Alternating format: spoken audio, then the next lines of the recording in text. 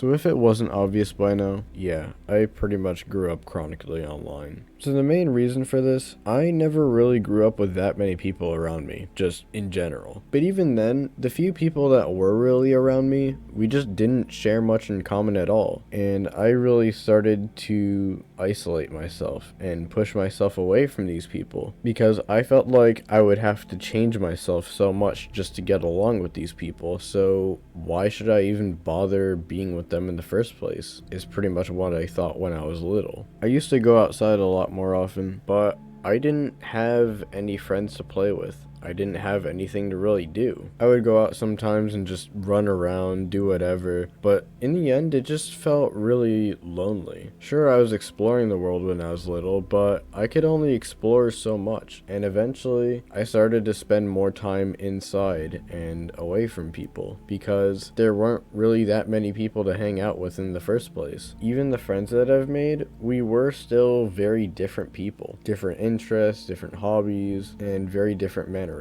There really wasn't anyone out there that was like me. At least I thought, until I started making friends online. And once I made more friends online, then I started to realize that there are more people like me. So that's why I grew closer to everyone online than I did in person. Which it makes sense too, because usually with your friends online, you bond over something like a hobby, a video game, something of that sort. So already you have something in common. But just some random person in school and college or at work or just some random person around you that you just meet one day, you're not really gonna have that much in common with them, or at least it's not likely that you will. So with that being said, it makes perfect sense to grow closer with people online. So I really started to push away from the real world, and I started to delve more into this online persona that I created for myself. So the main way I even met people from then on was online. It's how I even met my first girlfriend. And while being online is great for making friends, especially for people that are inherently more introverted and antisocial, it also makes it harder to then return to the real world. Your perception of the world definitely becomes different, especially growing up online. For example, there's many things that you would do online but not do in person. I can guarantee right now, if you've grown up on the internet for long enough, you know someone, or that person might be you, that has a completely different persona online than in person. Certain styles of humor and certain jokes can fly online, but in person it just becomes not socially acceptable and appropriate, and in general it's just not something that you want to do. So being online, it's a lot more forgiving. You don't need to worry so much about social cues and socially awkward moments because it's online. Pretty much everyone is going to be socially awkward. And in a way too, growing up online and talking with people online can actually make it easier to then be able to talk with people in the real world. Talking online is like a nice little baby step towards being able to talk to real people face to face. But growing up online definitely has its downsides, especially if you've been on it for as long as I have. So what I mentioned earlier about it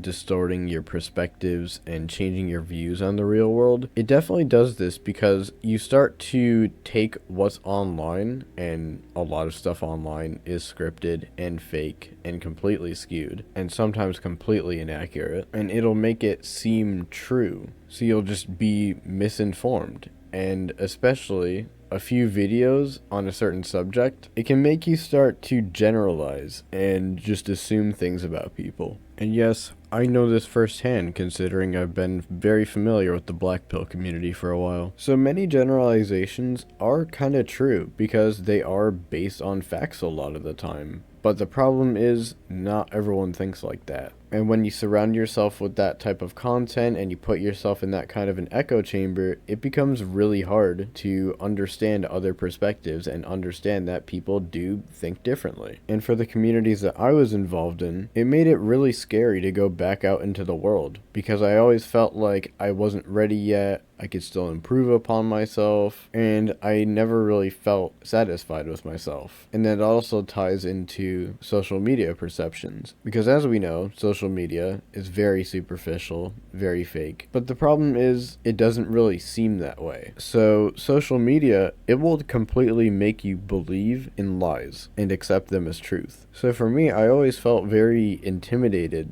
by other people and felt very insecure about my own self just because I didn't really look as attractive as people online and I felt like I wasn't good enough. And I understand the whole concept of looks don't matter, but for me, I was so insecure in my own self and my own personality to where I pretty much just threw it out and just believed it didn't matter anymore. I felt like based off of my personality alone, I just wasn't that much of a likable person, so I just figured, hey, might as well be attractive to try and attract some people. I could get into the whole why looks matter or don't matter thing, but yeah, that should probably be for another video. But lastly, the main thing about growing up online is that it just became a comfort zone for me, and I never really wanted to step outside of it. For me, it got really bad to where I was pretty much just living out my entire life online. It was really an escape for me. I hated my life so much, and I just wasn't satisfied with myself in real life, to where I figured I could at least have a new persona that I like more online. So that's even why I took things like video games so seriously, because I felt like I really didn't have anything going for me. I felt like I really didn't have anything else to be happy about. So I figured that if I could become good at a video game, it would almost translate into being good at life. That's why I spent so much time trying to improve at video games so I can feel like I'm finally worth something. And all this did for me was just make video games incredibly unenjoyable. So instead of losing a game and, oh, too bad, might as well try again next time, for me, it was like a direct hit to my ego because I felt like, what went wrong? Why did I not do good that time? And once I finally started getting good, it was a moment where I could sort of feel satisfied with myself, because if I can't feel satisfied with myself in real life, sure, maybe I could feel satisfied with a video game. And yes, obviously I don't think this way still, mainly because it hit me very quickly that this is just a band-aid for basically a severed arm. And even now, I am still trying to integrate myself into society, but it is really challenging because I don't really have that many places to go and that many things to do, so in the end, it just brings me back here, online. And I can guarantee that there's many people watching this that are pretty much in the same situation as me with growing up chronically online, so